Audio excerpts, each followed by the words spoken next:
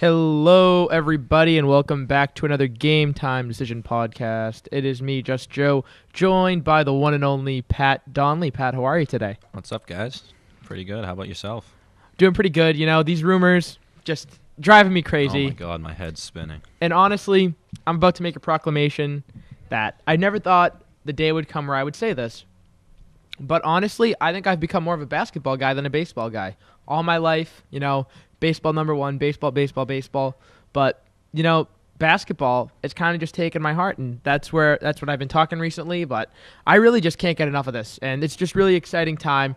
Even if the Celtics don't do anything, will I be disappointed? Yes. But just this NBA offseason as a whole, the free agency hasn't even started yet, and already two arguably top 10 to 15 players have already been traded. So, to use your words, to use the words of the great Dave Portnoy, banana land. Yeah, I mean, NHL and NBA, regardless of the playoffs, I think this is the best time of year. I eat up the rumors. I think it's the best thing ever, especially like speculation. You get to play GM, you put your hat on, and you're like, what if this happens? Or you speculate. I love it so much. And then like basketball has probably taken football has taken a backseat to basketball for me so far, especially with these rumors, and especially since it's like the middle of the offseason for the Pats. Like, not much is happening until training camp at this point. Oh, I definitely agree. And the thing where I agree with you even more, especially in basketball, where you know the inevitability, especially this past season, everyone knew from the beginning it would be Cleveland and Golden State. Oh, yeah. Where at least in hockey, Nashville was an 8 seed. Oh, right? my God. And they almost took the cup. So that's the great thing about hockey, where the playoffs are great. Yeah. Where basketball, it's usually just a bunch of walkovers and just sweeps, except like it's all a formality till you get to the final. I mean, you'll get a few good series, like Washington and the Celtics was a great series. Yeah. Utah and the Clippers was a great series, but you knew neither of those teams was going to win a title. But for the time being, they were great series. But so that's the thing with basketball, and I touched on this before and through other media outlets where I talked about just how much Kevin Durant had ruined the NBA, and the way I look at it is not only did Kevin Durant make the NBA less competitive like you look at it face value, it made the Warriors unfair. But what Kevin Durant did was he's pretty much, it almost has scared teams away from trying to make moves to really try to compete with them, especially teams like the Celtics, I would say. But, you know, the Rockets, they went all in, and they made a great trade. Whenever you get a top 10, top 15 player in the league, and you only give up bench guys and a low pick, yeah, that's an automatic steal. So, especially for arguably the best point guard in the league, Chris Paul. I mean, that's why very big arguable there, because he runs the floor, and he can pretty much do it all. But then again, there are other guys who are more skilled than him. So it's big arguable. In terms of pure point guards, I would say yes, Chris Paul is the best pure point guard of my lifetime. Skill, yeah.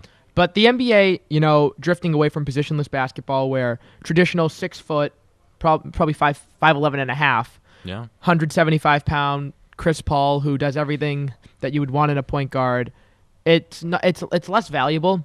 And you kind of see that in the NBA across all positions. Look at Dwight Howard, another guy who was in Houston, who was the best big man of my lifetime, I would say. I mean, we're both 17.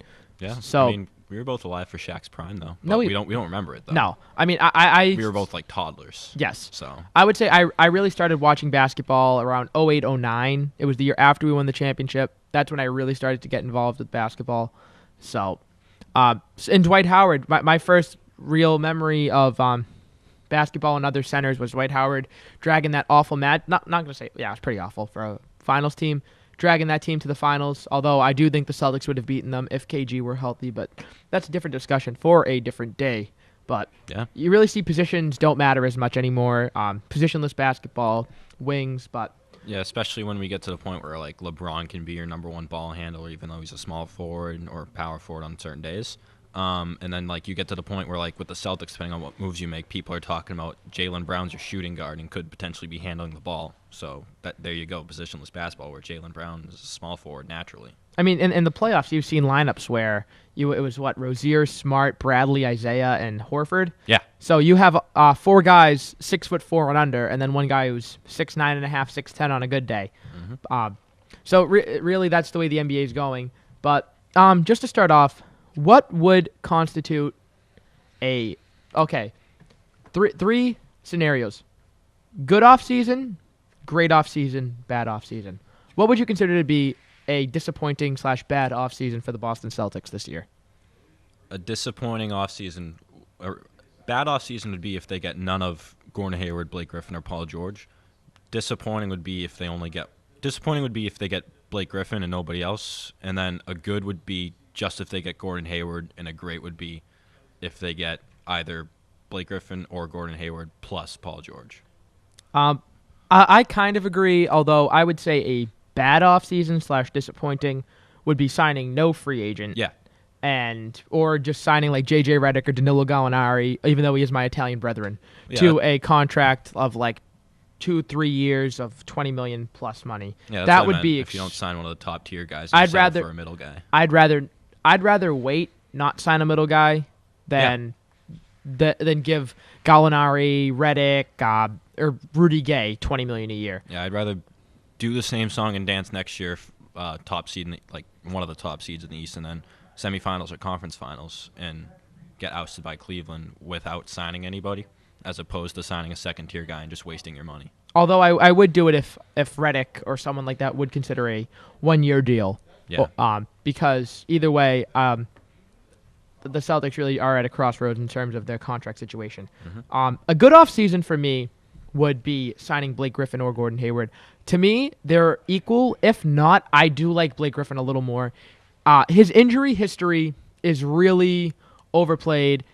He played 60 games this year, and he played 34 the year before. And he missed a lot of time due to a freak injury. It was self-inflicted. It was him punching a locker. Yeah. But a broken hand from punching a locker, was it a friend or something? It was punching a locker over something that happened within the locker room too, I think, after a game. So punching a locker and breaking your hand, that's not something that scares me. It's not like because that's not going to happen. But the toe thing this year was weird. The broken toe, that was weird. But I know he missed the playoffs, and I think that's why it got overblown. If he had missed 20 games dispersed over the year like Avery Bradley did. Avery Bradley played fewer games this year than Blake Griffin. And he only played like 55? Yeah, 55. Yeah, 55, 57, one of the, like, between 55 and 50. 55 games. He should still be on an all-defense team. But that's just me. But Devin Booker dropped 70 on him. Oh, wait. Avery didn't play that game. Exactly. Shout out Chris Broussard. But pretty much, Blake Griffin, the thing is, Gordon Hayward is a safer bet, and he is an ascending player. But there is a ceiling to what Gordon Hayward can be. I think Gordon Hayward's better all around, and like he does. I disagree. I think Gordon Hayward does many things well, where Blake Griffin does a select number of things great. I mean, if you look at if you look over the past 5 years, like if you go into like the ESPN NBA ranks and all these rankings, Blake Griffin was perennially a top 10 player.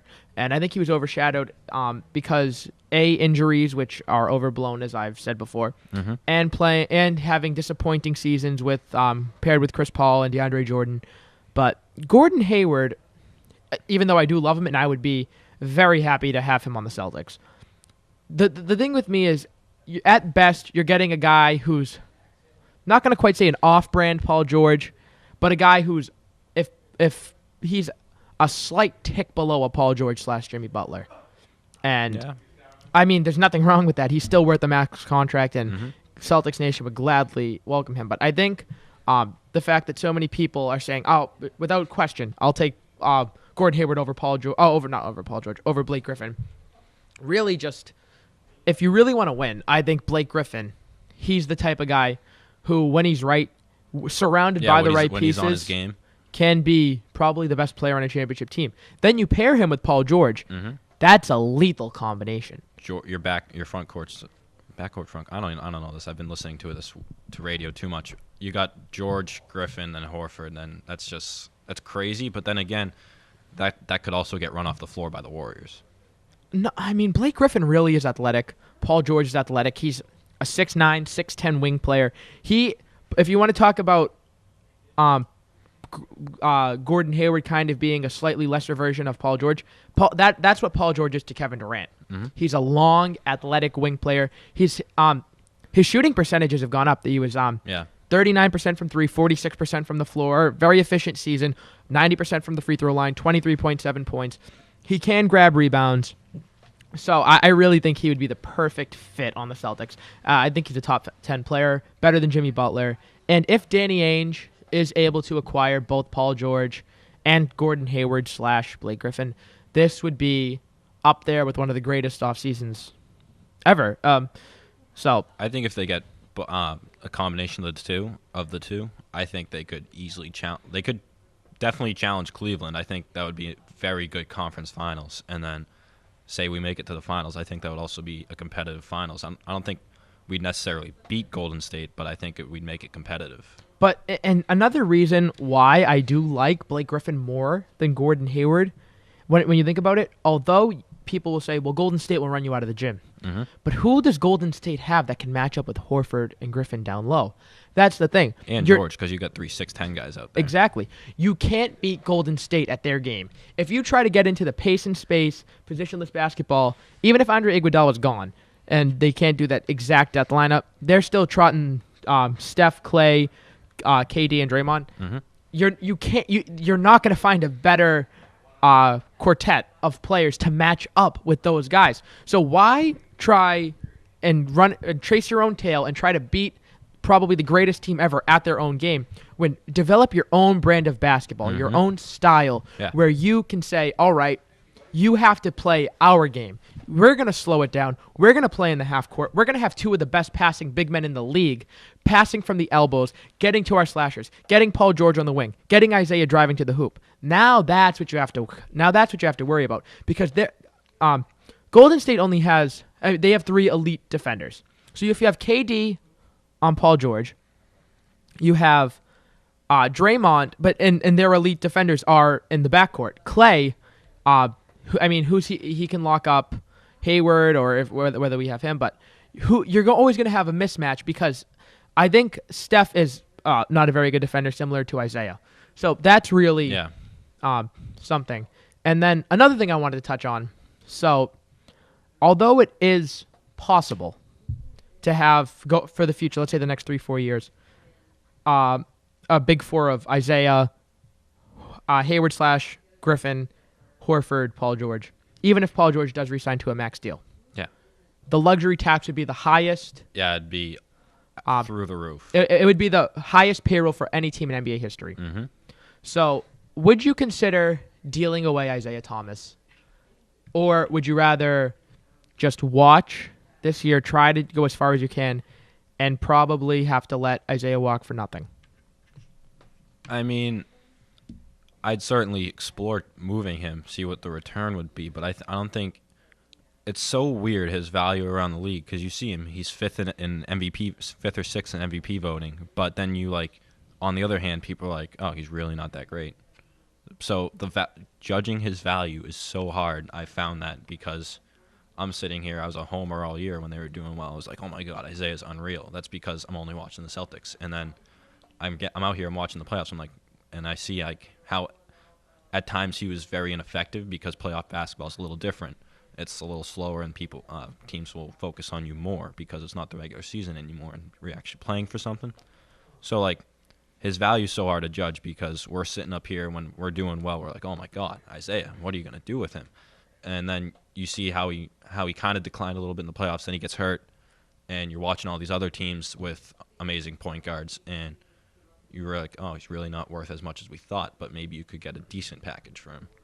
I still think you could get more out of trading Avery Bradley, but if you can get a team to give you a good return for Isaiah, I certainly wouldn't put it out of the list of options. I agree with that. I think Avery Bradley is a must trade if I'm going there. Get whatever you can for him because we definitely can't pay him next year. No, and kind of to build on that, a similar analogy I have for Isaiah Thomas. And I mean, Isaiah is obviously a better player in his sport than the guy I'm about to mention was in his sport. But it's almost like the Tim Tebow, where you can win games, and Tim Tebow Didn't always do it pretty, looking very graceful. Or he didn't do it very pretty, but he managed to take a team to a playoffs, and there was a clear ceiling. He won a first-round series, beat the Steelers, threw for 316 yards in that playoff game where he hit Demaryius Thomas in overtime. Yep. But you knew what the ceiling was, and he was effective, but you could only have him playing in a specific way. And my problem is, if you were to pair Isaiah Thomas with other elite, not only elite players, but elite scorers, because I do consider Al Horford to be very underrated and an elite player. He's an all-star, 4-time all-star, and his numbers don't reflect really how good he is. I know that's cliche. Yeah, his points definitely didn't show you like what he did in Atlanta this year. But he was perfect for the Celtics system, and I really think he was the reason why Isaiah Thomas took the jump from being a 22-point per game scorer on 42% shooting to a 29-point per game scorer on 46% shooting. But if you have guys that Isaiah needs to defer to, Isaiah does not have the skill set to be able Take it all the way in the playoffs. And not only do that, to affect the game to his best ability when he's not the lead guy on offense. He can't defend. He's not a great facilitator. He has decent court vision, but but nobody can get to the hoop like him either. So, but then he'll try it in the playoffs. He might try to do a little too much with it, and that's where he gets shut down. Exactly. But and when you talk about, you were comparing Griffin and Hayward. I know they're totally different positions where, just like Griffin and Hayward, but Isaiah and Horford. Horford is a perfect guy as like your third best player on a championship team because he does everything well. I mean, he's not as good as Draymond Green, but I honestly think he's better than Draymond Green offensively. He's obviously not the defender that Draymond Green is, but he's able to do so many things well where paired with other elite players, he can shine. Even if it's not through the box score, you can watch him shine. Where Isaiah Thomas does one thing almost better than almost everyone in the league. He's top 5 at it, which is score the ball. But when you don't need him to score the ball nonstop, then really what is he? He's a good shooter, but he's not an elite shooter. He's a 38% three-point shooter, 46 from the field. With great players, he would be more efficient, but without him having the ball in his hands at all times, and he really doesn't hold much value. And then conversely, when you talk about his trade value not being as great, I think that might also affect his contract value because I think the only teams who would be willing to give him a max deal, which the full max of an All-NBA player, which would be between like 30 and 35 million, that would only be a terrible team who wants to put asses in seats, where any true contending team wouldn't want to give him that much money because he wouldn't hold the same value to them that he would to the Celtics. So maybe you won't be able to get as much to trade him, but you could, instead of paying him $35 million, you can get away with paying him $24 million, and that will help you. And then finally, another way to kind of minimize the damage is Isaiah's making $6 million this year. Let's say dream scenario falls into place. You sign Hayward/Griffin, you trade for George, and then instead of paying Isaiah $6 million this year and then $30 million or $29 million for the 4 years after, you rip up the contract now and then say, all right, Isaiah, we'll give you $22 million a year. We'll rip off this. Yeah, so you'll make 22 this year. So you'll make almost 4 times what you're making this year, but you'll probably be making a little bit less than you would on the open market now. So those are all different scenarios, and I think that would probably be the best route for the Celtics. Yeah, I heard this on, I think it was Toucher and Rich this morning. Like they were saying you could, it might have been Felger and Maz this afternoon. I forget. I was just listening to the radio all day. You could try and say like, play reverse psychology. Like, look, hey, KD's saying he's going to take a little less. All these elite guys are going to take a little less to stay with their teams and help their teams. So you could just be like, hey, these max guys, they're taking less to stay with their teams, help them win. Why don't you do the same thing? And another thing that I had thought about, and so a lot of reports are saying, well, if you were to make a trade for Paul George and bring in Hayward, your bench would be weak. And first of all, I want to say, if you get Paul George without giving up any Brooklyn asset, so by Brooklyn asset, I mean Brown, Tatum, next year's Brooklyn pick, that's a heist. Yeah, you can take every roster player, except for Isaiah and Horford, and other than Brown and Tatum. You can take all. Bradley, Crowder, Smart. We'll probably get rid of Olynyk. We'll rescind his rights, and yeah, he's probably becoming a free agent. So we can have Amir Johnson gone, Tyler Zeller gone. But take all 3 of those guys and take the Memphis pick, take the valueless now Clippers pick, take it all, because that is just filler. Because as solid of role players as they are, that's what they are. I mean, Avery Bradley, I think, could be a starter on a championship team if he's like your fourth or fifth guy. But I really don't think that would be that would be a steal, especially since, in all likelihood, Avery Bradley will be gone. But another thing is, top three, and I know the Celtics are in a different scenario, different situation, but top three picks really should be getting 20 to 25 minutes per night. So why not try to say, all right, Jaylen Brown, you may You'll start at shooting guard if we get these two guys. Yeah, you may start, or we can maybe sign a guy to a mid-level exception. But you're going to be playing 25 minutes a night. Mm-hmm. And I think the other thing, the beauty of drafting Jason Tatum is, by all accounts, he's the most NBA ready.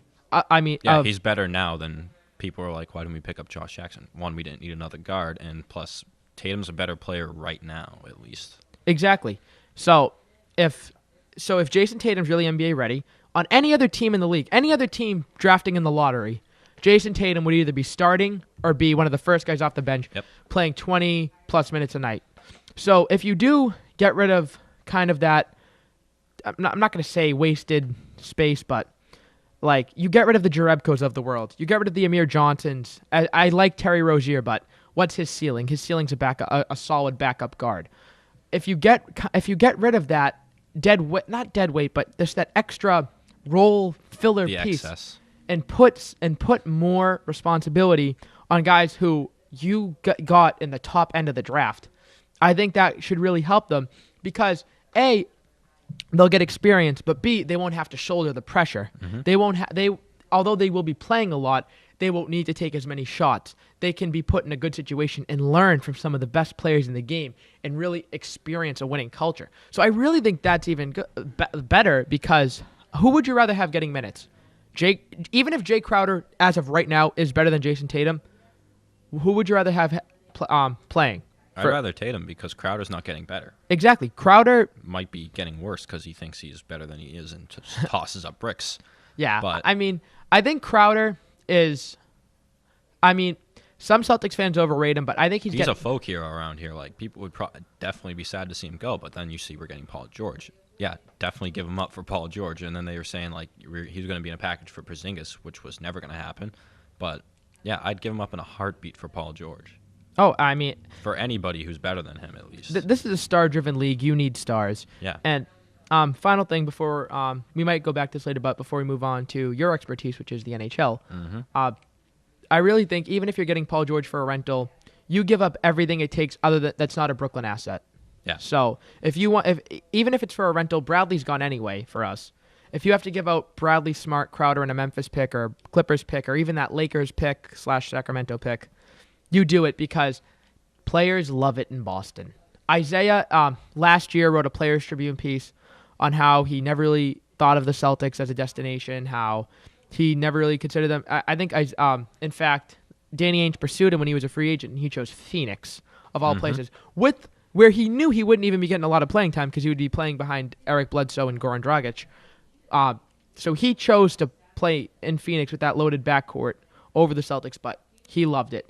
Kevin Garnett loved it. Paul Pierce from L.A., a kid who grew up hating the Celtics, hating Larry Bird, loving Magic Johnson, loved playing for the Celtics. You ask anyone who ever wore the green, they loved it. So I really don't think that Paul George would... I really do believe he would consider re-upping here. So yeah, Tatum's also his favorite player growing up was Kobe, but then again, he's already said before the draft how much he would love to play in Boston. Now, like after the draft, we see how enthusiastic he is, which obviously you should be, and maybe he's putting on a facade or something, but it seems legitimate to me that he's really excited about being here in Boston, and he hasn't even been recepted by the fans yet. Oh, absolutely. I think we have the best fans in basketball. Yeah, because if you play well, or if we know what you can do, or if you're young and you have the potential, we love you. Exactly. And we care. Yeah. And that's the thing, like Josh Jackson, that's why I really don't like him. I didn't want him either. I mean, I don't know if I really thought that was the guy that Danny Ainge really wanted because he just seemed like such a Danny Ainge type player. But after seeing what he did to the Celtics and how he just didn't want to come here, how he just wanted minutes given to him on a crappy team, that just really rubbed me the wrong way. So Well, now we're going to move on to the NHL. Pat, I'm kind of going to give you free range. Just talk about what you want, and I'll kind of chime in with my limited hockey knowledge. All right, so we got limited non-Bruin stuff today. The big thing today was Connor McDavid expected to sign an extension for 8 years in Edmonton that would pay him $13.25 million per year, which is absurd for a 20-year-old player. But then again, he's the soon-to-be greatest player in the world once Crosby declines. What about Ovechkin? No, this year definitely, like, people have to admit Crosby's better than Ovechkin. Crosby does more for his team. He's better all around. Ovechkin's exciting to watch, thrilling to watch, no doubt. But who wins? Who has 3 cups? Who has a conference final appearance at least? Who has won a Game 7 in the second round? God. Anyways, but yeah, it's kind of what we were expecting from McDavid. But then again, Edmonton's kind of like in a tough spot here because they have Leon Draisaitl, who's also 20, 21 years old, who's a first-line center talent on any other team, but he's behind McDavid. So he's going to want at least $7-8 million. But people are wondering how that affects Jack Eichel, Austin Matthews going forward. Anyways, people are also saying, how does that affect our David Pastrnak? Which it doesn't, because Pastrnak is a first-line talent, but he's not nearly the franchise tier. Well, he is franchise. He's a franchise player, but he's not nearly the tier McDavid is. So ballpark for Pastrnak is what I've been seeing, what I've been hearing from experts, and what I think it should be. The new deal, we qualified him the other day. No specifics on that given out. Should be around 6 or 7 years, or however much you can. I'm not really clear on the CBA rules. For anywhere from 6 to 6.75 a year is pretty fair for David Pastrnak. So we got free agency starting up on Saturday. Word on the street is the Bruins are looking for a left shot defenseman to play with Charlie McAvoy next year. So Carl Alsner, Washington Capitals, he'd be a good fit. He's a guy who's been tossed around out there, but I don't see this being longer than a 2 or 3 year signing, especially with the prospects we have in the pipeline. Apparently, we've talked to Trevor Daley, who's won 2 cups in a row with Pittsburgh. The only catch with him is he's great offensively, generating shots, passing. His pairing got kind of exposed in the playoffs this year. And another guy I'd like to see would be Dmitry Kulikov. He very down year with the Sabres this year, but I think he's still 25. So he's got 25, 27. He's in that range. So he's still got the potential ahead of him. He still has a chance to build on his skill set and have a prove-it year next year. Where trade route, Marco Scandella and Jonas Brodin of the Minnesota Wild were guys tossed around out on draft day. Scandella would be a great fit, especially what he can do for you defensively. And then Brodin's a better all-around player. He's better right now. He's younger, but it'd probably be more costly to get Brodin. So I think Scandella is more cost-effective for what you have coming up in terms of prospects and picks. Not much in picks, but in terms of prospects. And then in terms of forwards, we're looking for, what I've seen is they're looking for a top 6 rental to fill space next year alongside probably David Krejci's left wing. So names that have been tossed around have been like Thomas Vanek, Nick Bonino, Joe Thornton. Joe Thornton was an out there one that I saw in an article, but it's also not a terrible idea because you got the young kids coming up. He could be a great leader, especially if you only get him for a year. Just to say, that is the only guy whose name I've heard of all the guys you've mentioned. Thomas Vanek, Bruins killer throughout his career, just absolutely lights us up every game. And so just another question for you, Pat. I have heard a lot of criticism from the Bruins, mainly from one Michael Felger, BU alum. Shout out to the Terriers. Why did the Bruins choose to expose not Colin Miller instead of Kevin Miller in the expansion draft? Even though Colin Miller, 24, much higher upside, less money. Well, why did what was Sweeney's mindset on that? So personally, I can't stand Kevin Miller. I prefer Colin Miller much more over him. I think Kevin Miller is just a worse version of Adam McQuaid. But Kevin Miller also had a great playoff series against Ottawa, much to my chagrin.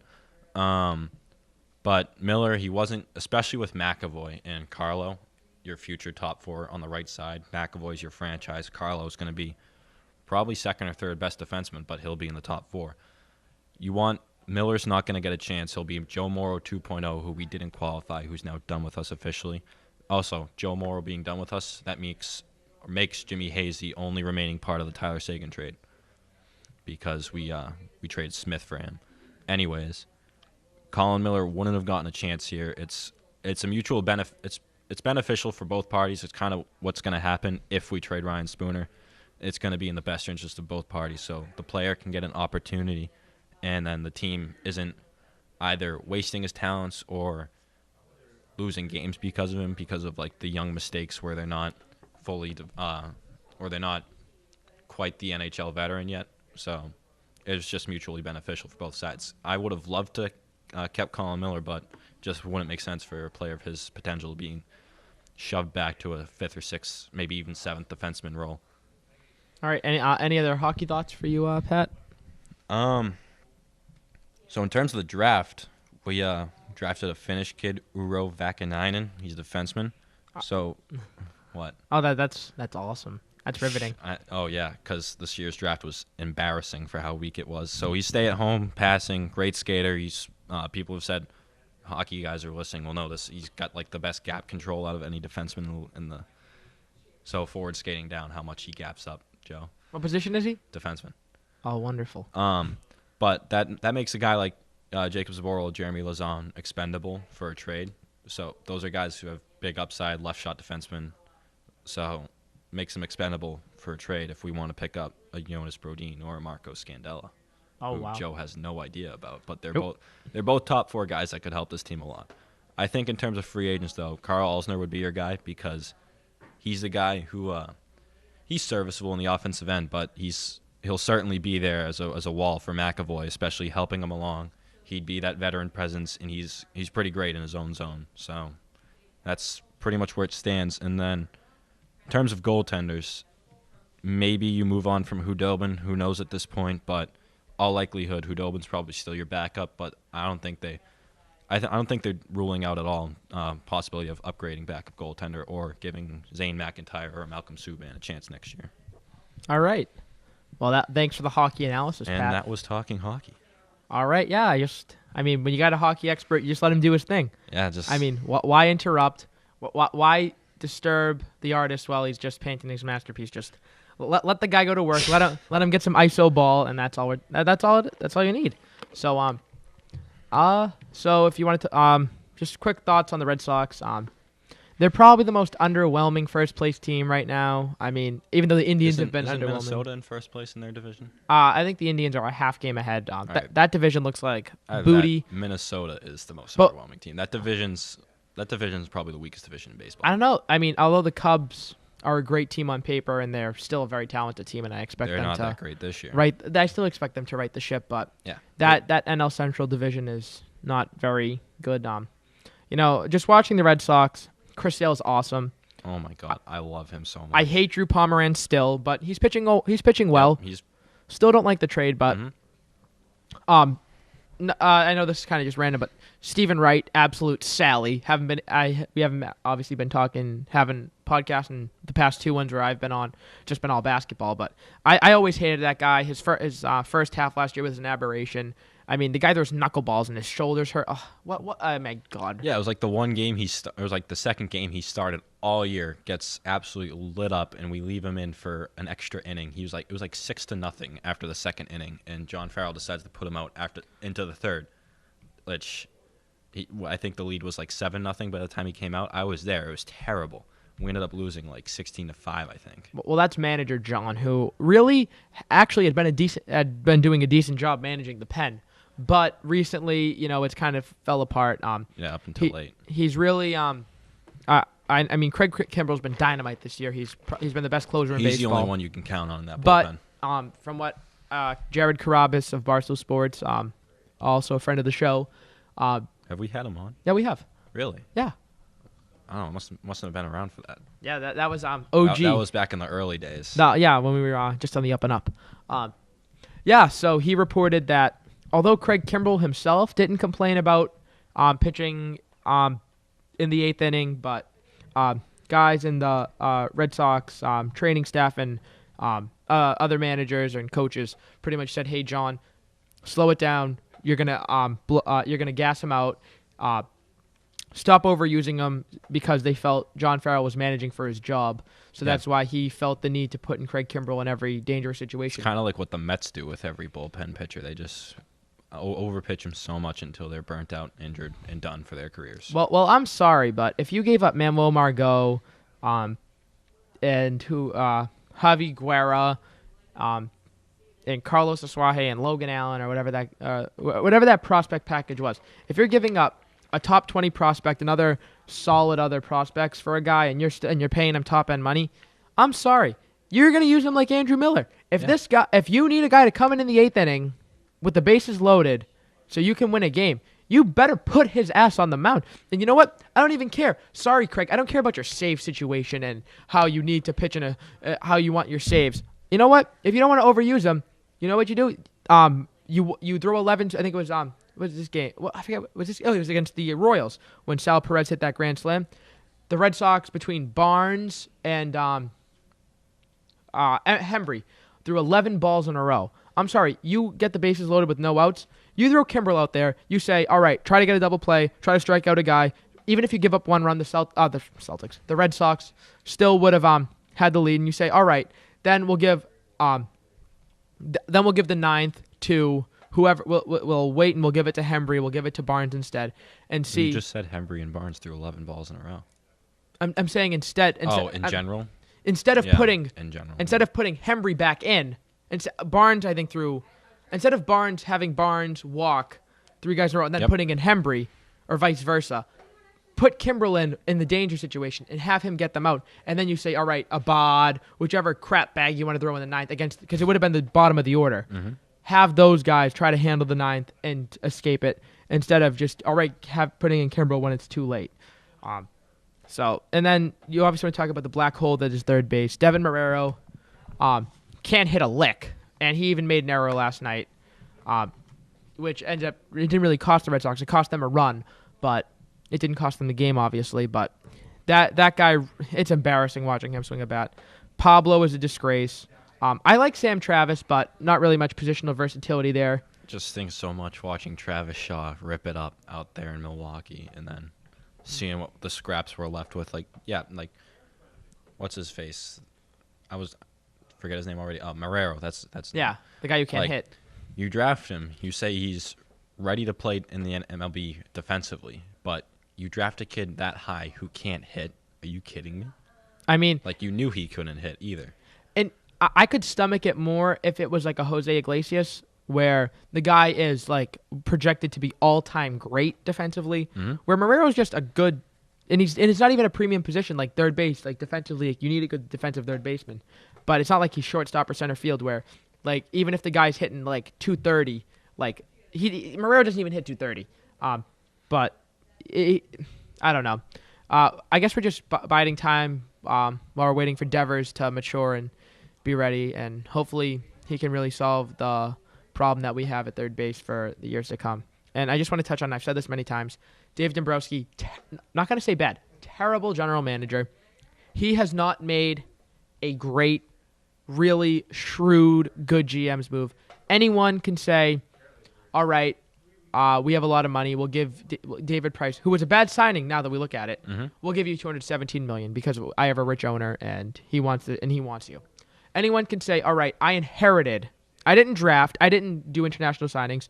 I can just come into one of the most loaded farm systems in baseball, and I can give you the number 1 prospect in baseball in Yoan Moncada. I can give you Michael Kopech, who throws 105, who's the number 15 prospect in baseball, and I'll give you other prospects, and I can then get one of the best pitchers in baseball. That's not a shrewd GM move. Or I can give you a guy who is, even last year when he slumped at the end of the year, still a decent third baseman, now really good third baseman in Travis Shaw, for a guy who's not going to pitch. I'm not really going to criticize him on the Carson Smith trade, even though he really hasn't pitched for the Red Sox because we gave up crap. We gave up Wade Miley. So I'm not going to give him too much flack for that because even if you knew it was damaged goods, you didn't lose anything. The Kimbrell trade last year didn't look good. Now it looks a little bit better, but still closers emerge. Fernando Rodney at 41, 42 years old, however old he is. Every year he comes in, he's resurgent. Greg Holland pitching in Coors Field, which is obviously notorious hitter's ballpark. Yep. One of the best closers in baseball right now. You could have picked him up for cheap. So, I mean, you can really find closers anywhere. So giving up a premium like that for Kimbrel, I mean, not a terrible move considering how great Kimbrel's been thus far into 2017, but still not a move that any other GM who inherited a great system couldn't make. So, I mean, I'm still waiting to see on him because I'm not watching every game of the Red Sox. So, I mean, he's definitely had some bad moves, like the Price signing. Like I'm out there hoping David Price will do well, but then again, he's likely won't. And hindsight, that's a terrible signing, especially the money and the years you gave him. But I mean, money doesn't really matter. It's no cap. So, but I mean, still wait and see. Talk about money, and this isn't Dombrowski's fault. This is more Sherrington. But think about the dead money you have on this team. Price is making 31. I don't even consider him dead money because if he's pitching, even if he pitches the way he did last year, although he did have a high ERA and gives up a lot of home runs, last year 17-game winner, led the league in innings pitched and a lot of strikeouts. So he was still a solid, probably number 2 starter last year. Mm-hmm. But Alan Craig is making like 10, 11 million. You're still paying him. Rusney Castillo down there in Pawtucket. Rusney Castillo is making between I think 10 and 13 million right now, which is terrible. Insane. You have Sandoval making 19. Hanley, who I'm not even going to get into. I loved Hanley. I'll admit when the Red Sox made those 2 signings in 2015, from the moment I heard it, I said I hate the Sandoval signing, but I love the Hanley signing. And Hanley was starting to prove me right last year, but he's back to old Hanley now. I'm still not ruling out a second half resurgence because at this time last year, Hanley only had 8 home runs, and he ended up. All-Star break was after that was the time for him. And then he ended up finishing with 30 home runs, 286 average, 110 RBIs. And then conversely, in his awful 2015 season, he hit 10 home runs in April and then finished with 19 for the year. Yeah. So I'm still not completely ready to write off Hanley this year, but it's just so frustrating because he is so talented. Even the way he swings the bat, even when he whiffs, it looks nice. Yeah. Just because of just his sweet swing. Not going to say he's quite Manny, but he's pretty damn. It's a pretty swing to look at. Yeah.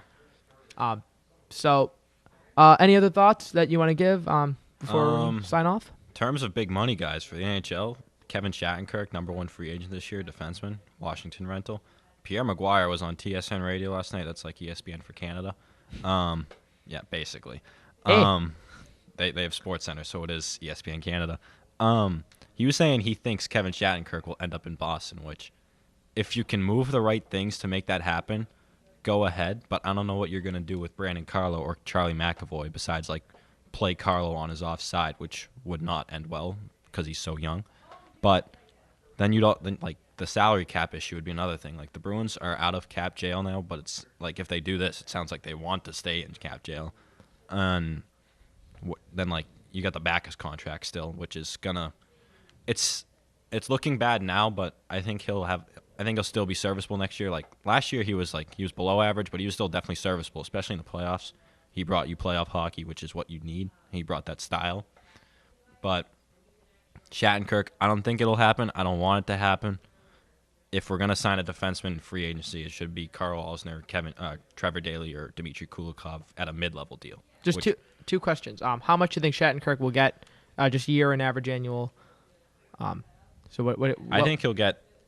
I think the least he'll get would be 3 years. I mean, New York Rangers are like they were saying they'd be the team to get him, and it looks like they're clearing out the cupboard and the cap to get him. And in terms of money, it looks like he'll be like Chris Letang money, like $7.25 a year. And so to kind of put that in my lingo, just for me to understand, what would be more important for a team? The Celtics getting Hayward or Bruins getting a guy like Shattenkirk? Celtics getting Hayward by a mile, because the Bruins will have McAvoy next year, who is a BU alum, or not really an alum, but former BU player. Yeah, had to stay at BU. Anyways, but yeah, Hayward would mean so much more to the Celtics because in terms of the Bruins, McAvoy, he can already do it on the power play. We saw him in the playoffs. He's going to be there. He's going to be that power play guy for probably the second unit behind Krug on the first unit, and He's already got the tools offensively in the neutral zone in terms of moving the puck up the ice and passing and shooting. But defensively, his game's not there.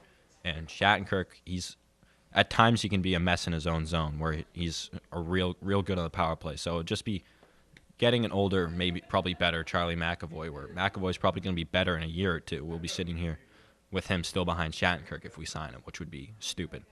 So, but like in terms of money, Shattenkirk versus a guy like Alzner, you'd probably be paying Alzner $4.5 million a year, maybe even 5.5, where Shattenkirk you'd be giving him a premium contract. All right. So much more affordable if you choose to go Alzner, like one of the left shot guys available, which is what we need more. All right, thanks, Pat, for some more hockey insight. Yeah, and thank you to everyone who gave this podcast a listen.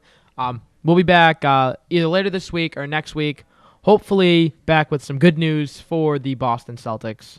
Hopefully Gordon Hayward and Paul George, Blake Griffin, Paul George, or even just one of those three guys would be excellent news for Celtics Nation. Bleed the green. And from Pat and I, have a wonderful day, and thanks for listening.